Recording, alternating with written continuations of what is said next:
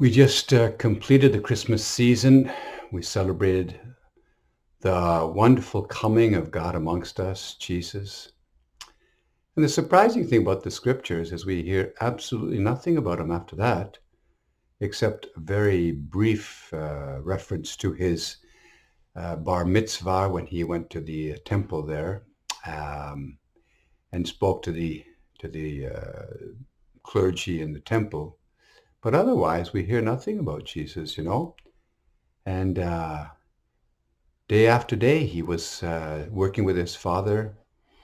The Greek word for his work was tekton, which means he was working with his hands, kind of like probably a stonemason, probably working at Siporis, which was not far from Nazareth. Nazareth was nothing, was a tiny little hovel with nothing going on there. But Siporis was quite a big town and not far away, which was built by a bunch of stonemasons. It's all stones. And there's a pretty good chance that that's where Jesus worked. So for 10 years, 15 years, 20 years, 30 years, we hear nothing about him at all in the scriptures. Nothing, nothing. And that is a very important message. We call it in the Catholic Church ordinary time, a very important message.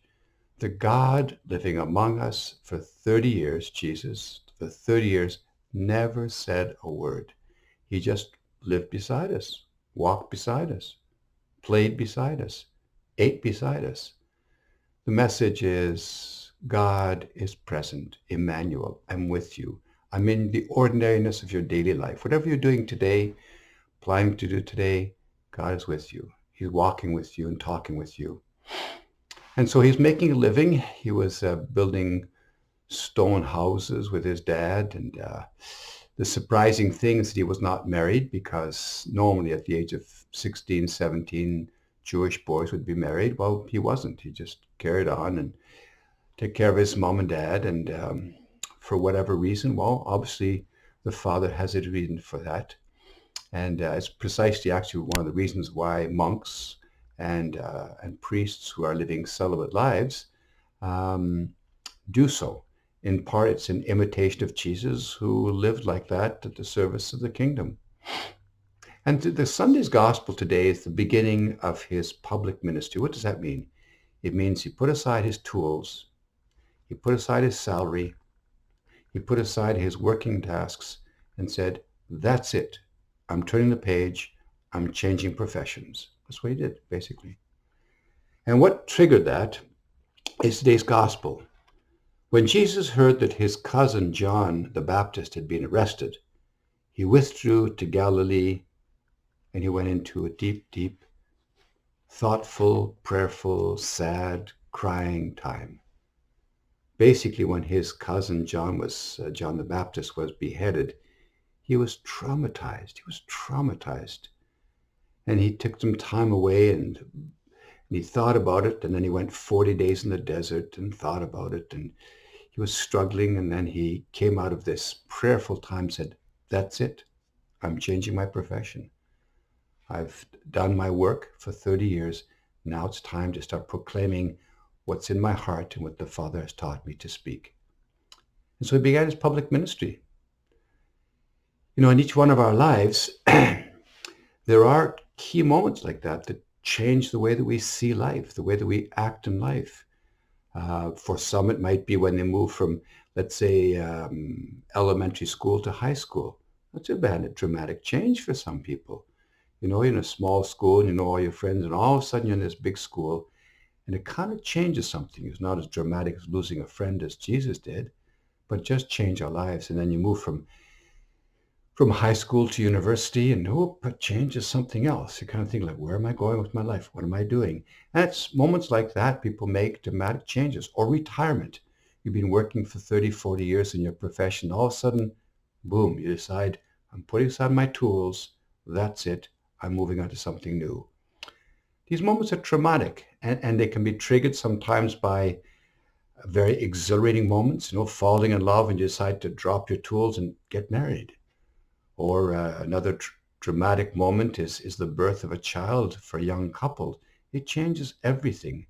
I remember how my brother used to be a rock climber, and a very keen one. And when his first daughter was born, that was it. No more rock climbing. Finito. That was it. Why? Because this experience changed the way that he saw life. And so life was like that for Jesus too. And he changed his life. He went without a salary. He just went from home to home. He trusted that people would feed him. He spent his time just talking about the beauty of God. He spoke about the beauty of the road to peacefulness among human beings. He began the great movement against war. He began the great movement against human violence. He began the great movement against all forms of injustice by beginning to speak the gospel, the Beatitudes.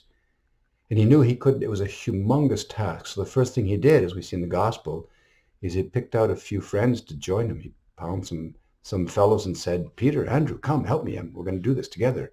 And Matthew and others. And then some of the women who joined him. He knew that you can only collectively do this. So it was a dramatic change in his life.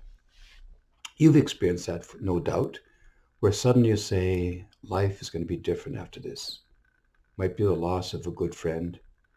I know that when I, pardon me, when I graduated from university in engineering in Western University, I knew that was a key moment. What do I do? All my friends were going off into jobs in the big oil companies in Sarnia, and I had some offers for jobs. I said, no, I think at this point I need to do something different. And I just let aside the possibility of employment with those companies, decided to become a missionary, which I did for 2 years. I worked up in northern Labrador with indigenous people in a place called Davis Inlet. It was very scary kind of time because it was a difficult place to work. Lots of problems there. But it was a dramatic change in my life, a decision to be made. Where am I going? I'm now 21 years old. What am I doing with my life? And so I moved on to a new space. So Jesus did the same thing, and you do the same thing too.